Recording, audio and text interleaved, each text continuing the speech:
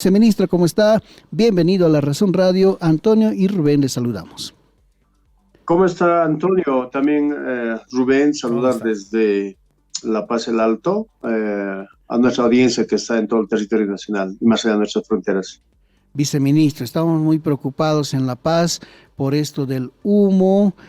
Usted ha visto seguramente las imágenes y lo ha debido sentir también cómo hemos estado estos últimos días en La Paz. No podíamos ver el centro, del alto tampoco podían ver hacia abajo, en fin. ¿Qué ha estado pasando? Las autoridades locales dicen que hay un chaqueo indiscriminado, otros dicen que hay ya muchos focos de calor en el país. ¿Qué informe tenemos sobre esto, viceministro, por favor? Sí, es importante siempre informar a la ciudadanía respecto a estas ocurrencias climatológicas que estamos viendo estos días. Yo voy a remitirme a las informaciones que estamos teniendo producto del monitoreo. Y en este monitoreo, efectivamente, las ocurrencias de focos de calor están incrementando semana tras semana, ¿no? Hace 2 semanas atrás hemos estado oscilando menos de 1.000 por día. Luego, esta semana que ha pasado ya subió entre 1.200, 1.300, 1.400, en fin. El día de ayer, antes de ayer hemos estado 1.600, ayer hemos estado por los 1.700, ayer en la tarde hemos cerrado con 1.172 focos de calor. Sin embargo, comparado con el 2022, a estas alturas del año, habíamos tenido el mismo mes, el año pasado hemos registrado 151.879 focos de calor. Repito, 151.879 focos de calor en el 2022 hemos registrado. Hasta estas Mientras alturas. tanto perdón. Hasta estas alturas del año. Sí, hasta estas alturas del año. Y este año hemos registrado 47.779 focos de calor. O sea, en términos numéricos es bastante menor que el año pasado. Eso, obviamente, tengo los datos, se lo envié enseguida Claro al que sí. WhatsApp, que ya el otro dato se lo envié del comportamiento de la calidad del aire. La superficie quemada este año, el 2023, prácticamente está en un total de 1.026.578 hectáreas quemadas en realidad al 22 de septiembre del 2023, mientras que el año pasado ya habíamos tenido más de 1.250.000 hectáreas quemadas. Igual sigue siendo menor, aunque no con tanto porcentaje, pero sigue siendo menor. Esos dos datos importantes para ver la intensidad de la humareda en la atmósfera. Entonces nos hemos dedicado a revisar qué estaba pasando, porque si tenemos estos datos inferiores y por qué la presencia de la humareda en los cielos, no solamente de La Paz, sino que también en otras ciudades. Y revisado el Air, es una página que también hace monitoreo mundial. Entonces allá efectivamente hemos observado y consultado con otros científicos. La humareda, Antonio y Rubén, está prácticamente disipado en todo el mundo entero. Hay océanos que están cubiertos de humareda, ¿no? Antes de ayer, esta condensación de esta humareda se ha sentido con bastante presencia, básicamente en La Paz, en la parte del altiplano, Oruro, Cochabamba, y producto de ello, por ejemplo, nosotros haciendo un monitoreo de calidad del aire, si me permite, por favor, y se la he enviado por WhatsApp. Esta es Cochabamba que está marcando, ¿no es cierto? Los años, el presente año. Entonces, esto prácticamente nos llama la atención muchísimo. Claro, esa condensación está ocurriendo porque la ubicación geográfica de Cochabamba es una especie de hollada y la condensación evidentemente coadyuva a que esta condensación puede ser con mayor presencia. Entonces, lo que tenemos que explicar a la ciudadanía es que no precisamente en la ciudad de La Paz esta condensación está ocurriendo, ni mucho menos porque hay focos de calor en los municipios aledaños, sino que es una ocurrencia mundial. ¿A qué se debe, viceministro? ¿Cuál sería la explicación? ¿Cómo así puede aparecer humo? Y usted nos dice en gran parte del mundo, comparto su opinión. Ayer estábamos compartiendo alguna información con una colega en Lima, en Perú, y nos decía, aquí está igual, ¿no? Y claro, aquí nosotros estamos más acostumbrados, me decía, pero es cierto, sí está pasando. ¿Cuál sería la explicación, viceministro? Hola, ¿me escucha, Hemos viceministro? estado haciendo análisis bibliográfico tanto con un sector. No le estoy escuchando, viceministro, está entrecortado, tal vez si ahora volvemos. Hola, hola, Ahora sí lo escuchamos. hola, hola, Sí, ahora sí lo escuchamos. Viceministro, explíqueme. hola. Ahora sí lo escuchamos, ¿me escucha Muy usted? bien, sí, sí, consultado. Sí, le estaba consultando de cuál sería la explicación, viceministro. Sí, consultado con expertos, también haciendo revisiones bibliográficas. Esta humareda prácticamente es por unos tres efectos que tiene que ver.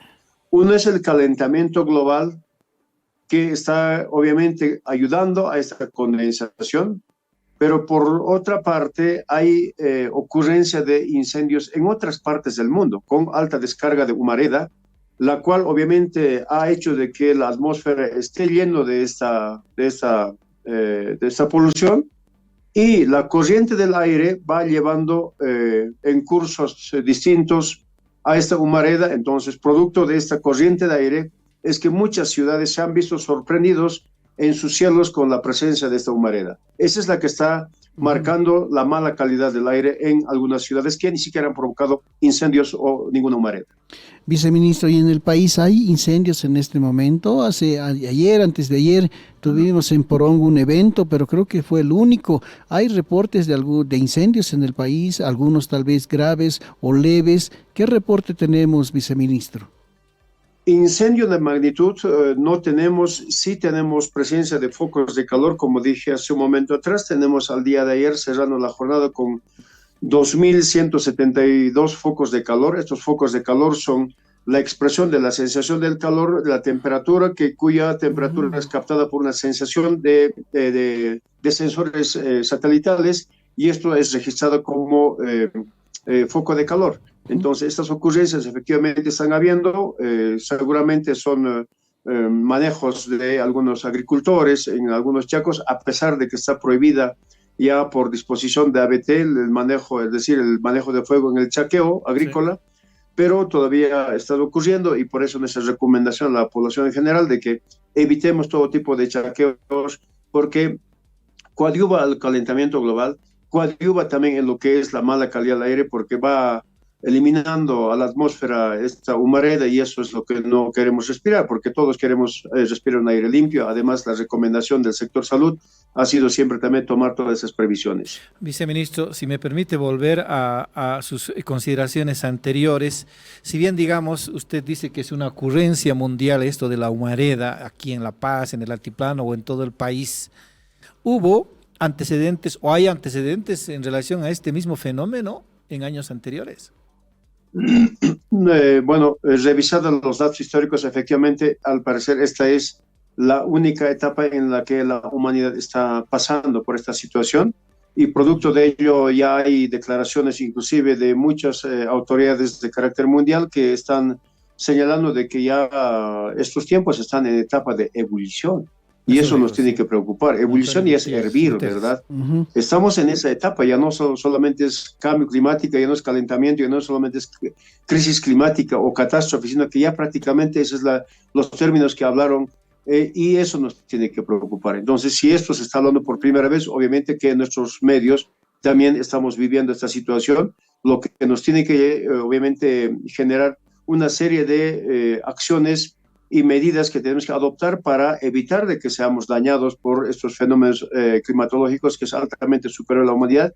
Lo que nos queda es organizarnos dentro de los municipios, de repente, bueno, tomar todas las previsiones, y si tenemos que salir de un lado para otro lado, porque no podemos seguir en una situación de sequía donde no hay agua, por ejemplo, entonces la humanidad también tiene que aplicar su nivel de adoptarse en otros escenarios para no tener estos impactos tan negativos que nadie obviamente quiere estar en esa situación. Viceministro, volviendo a Bolivia, el martes se ha reportado de incendios en Guanay. ¿No serán los incendios de Guanay también los que están afectando el cielo paceño en La Paz? Ayer estaba intensa la humareda. En realidad, como decíamos hace un momento atrás, todos los focos de calor que disipan humareda contribuyen en esta humareda general, ¿verdad? Claro. No hay uno solo que no pueda contribuir. La superficie mayor seguramente genera mayor humareda, o cuando son, por ejemplo, vegetales en estado verde, generan mucha más densidad de humareda, que incluso hasta su coloración es un poco más oscuro. Y esto, conforme va en suspensión a la atmósfera, es disipada o arrastrada por el viento conforme la dirección del viento vaya. Entonces, muchas poblaciones o ciudades que ni siquiera han tenido este evento de haber generado fuego, pueden sufrir estas adversidades de ser cubiertas o rodeadas de esta atmósfera que está lleno de humareda, como la hemos vivido ayer antes de, pero los pronósticos que están generando los diferentes medios están señalando de que tenemos problemas en la se comunicación. Cortó la comunicación. Sí, vamos a reponer la comunicación con el viceministro Magín Herrera. Sí, queremos datos que nos está ofreciendo. Claro que sí, esto, Rubén, no es tan simple como estábamos No es tan simple, sí. Pensamos, aunque tiene también de cierto que el incendio en Guanay nos estaba afectando. Sí, y también pero los también focos se de dijo, calor. Antonio, ¿te acuerdas? Nos dijeron que es en todo el país. Sí, es en todo el país. Es la suma de todos los incendios en el país. Sí, Mira, ahora sumado esto al mundo, ya es se en entiende todo el mejor. mundo. Sí, ya lo entendemos mejor, amigos. Es parte de esto del calentamiento, del cambio climático, en fin. De la ebullición. Y nosotros pensábamos, por ejemplo, que los incendios en Grecia, en España, en Portugal, en Canadá, en Estados Unidos, no nos iban a llegar nunca, ¿no? Pero fíjense ahora, amigos, estamos sintiendo, eso es lo que nos dice el viceministro, estamos sintiendo también esos efectos. Sería bueno, Rubén, ahora hablarle de la sequía, ¿no? ¿Cuántos municipios se han declarado? ¿Cuántos departamentos están sufriendo también por la sequía? ¿Y qué acciones está asumiendo el gobierno? Antecitos, Antonio, yo le voy a preguntar al viceministro, hemos retomado la comunicación, pero a través del teléfono. Viceministro, ¿qué acciones se están tomando en relación a la humareda en el país? Específicamente, algunos municipios ya han declarado la necesidad de suspender clases presenciales y también disponer clases virtuales. ¿Hay alguna acción concreta desde el gobierno, viceministro? Bueno, la acción desde el gobierno siempre fue trabajar de manera coordinada con nuestros municipios, porque ellos son los que están operativizando las jurisdicciones urbanas, las jurisdicciones también en las poblaciones intermedias y rurales. En ese contexto, nuestra relación es permanente, es constante, y este monitoreo de la calidad del aire que acabamos de socializar por las pantallas, que bueno, lamentablemente parece que no hay buena señal para continuar con pantallas, pero por este contacto telefónico ratifico de que estos datos es producto de la información que han generado cada uno de nuestros municipios. Eso obviamente indica de que nosotros, el gobierno central, está plenamente coordinando el trabajo con los municipios.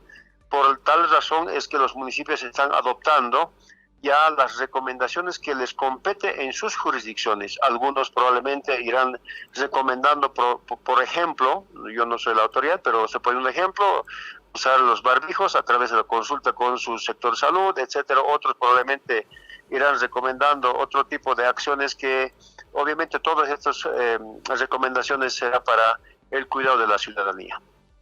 Ahora, cambiando de tema, viceministro, ¿tienen un reporte ya más completo e integral respecto de la situación de la sequía en el país? ¿Qué acciones se están tomando? Hay varios municipios, y usted también sabe, viceministro, que incluso ante la situación tan complicada piden a Dios, hacen rituales en las comunidades para demandar agua. Varias comunidades afectadas. Ayer antier nosotros informamos sobre la sequía en el río Pilcomayo, en los valles de Pocopoco, en el altiplano orureño en Toledo, por ejemplo. En La Paz lo mismo ocurre con las comunidades del contorno del lago Titicaca, en el Chaco, en Chuquisaca. ¿Hay un reporte oficial de la situación de la sequía y las acciones que ameritan a través de este plan de emergencia que el año pasado ha anunciado o ha aplicado el gobierno? Sí, hemos estado haciendo monitoreo permanente. Somos varios ministerios que tenemos que interactuar porque así es la instrucción de nuestro presidente Luis Arce.